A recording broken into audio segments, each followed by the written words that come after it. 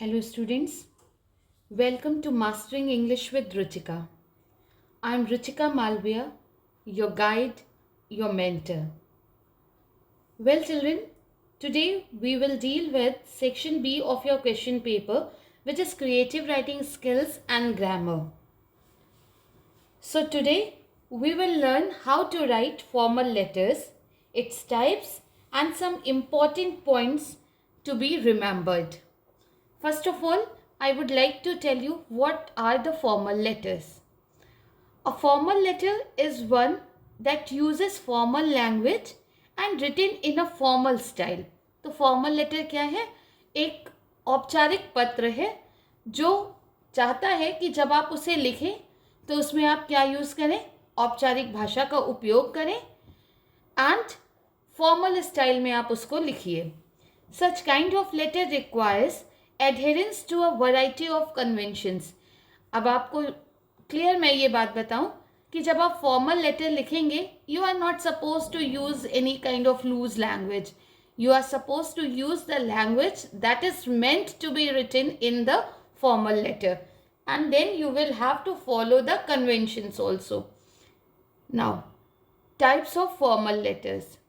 अब मैं आपसे पूछूं कि formal letters क्या होते हैं, तो as it is there in your syllabus, letter to editor, you must be telling that letter to editor is the kind of a formal letter. Yes, you are right. It is kind of a formal letter, but there are many others also. So let us know about them also. See, types of formal letters: recovery letters, resignation letters, order letters, promotion letters, job offer letters, complaint letters, business letters, appointment letters, leave application and inquiry letters. These all come under category of formal letters. I hope this has been clear to you all children.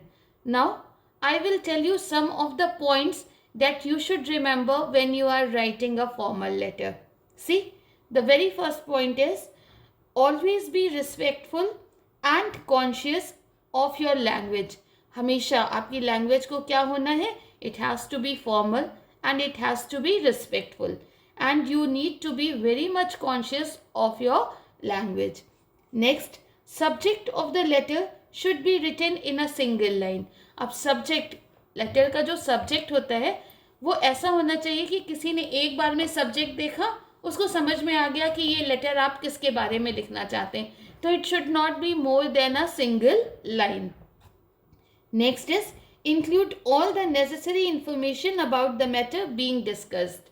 अब जो matter का जिसको discuss किया जा रहा है उसके बारे में सारी इंफॉर्मेशन लिखिए, क्योंकि आप बहुत सारी चीज़ें जानते हैं और आप एडिटर को मान लीजिए बताना चाहते हैं तो उन्हें तो नहीं पता है. तो whatever information that you want to give, try to give it in the letter.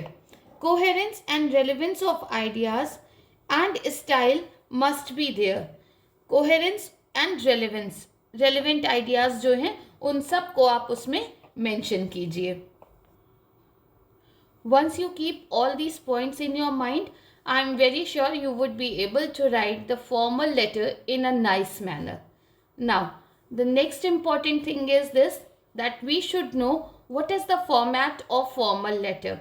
See, there is a fixed format, and if you write according to the format, definitely you are going to get very good marks in your formal letter.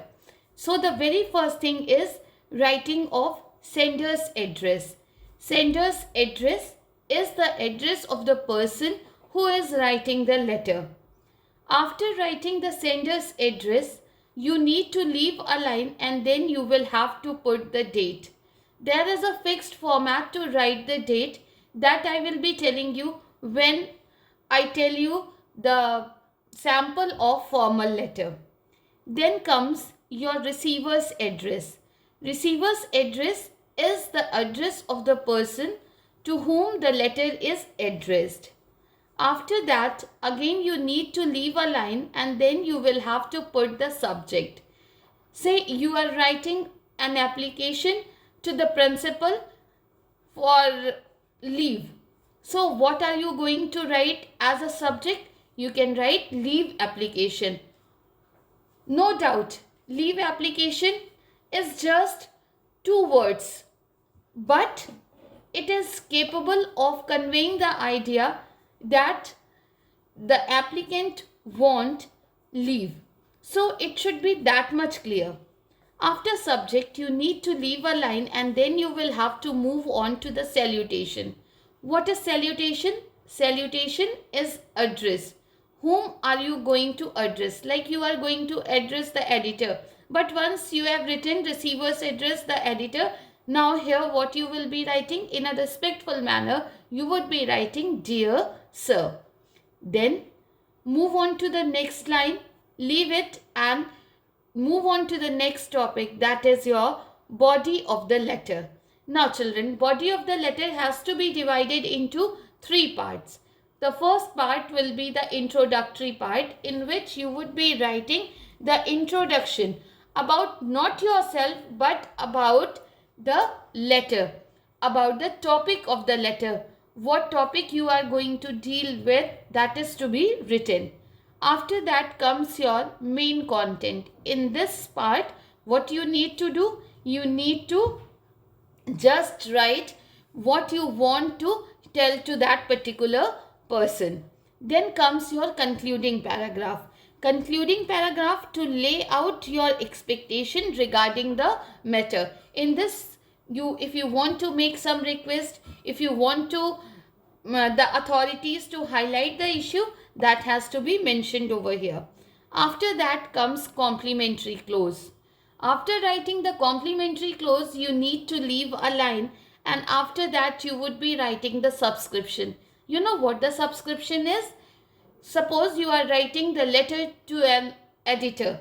What you need to do? You need to write yours truly. What is to be kept in your mind? When you are writing yours truly, you have to keep in your mind that you are not supposed to use apostrophe after R or before S. Yours truly.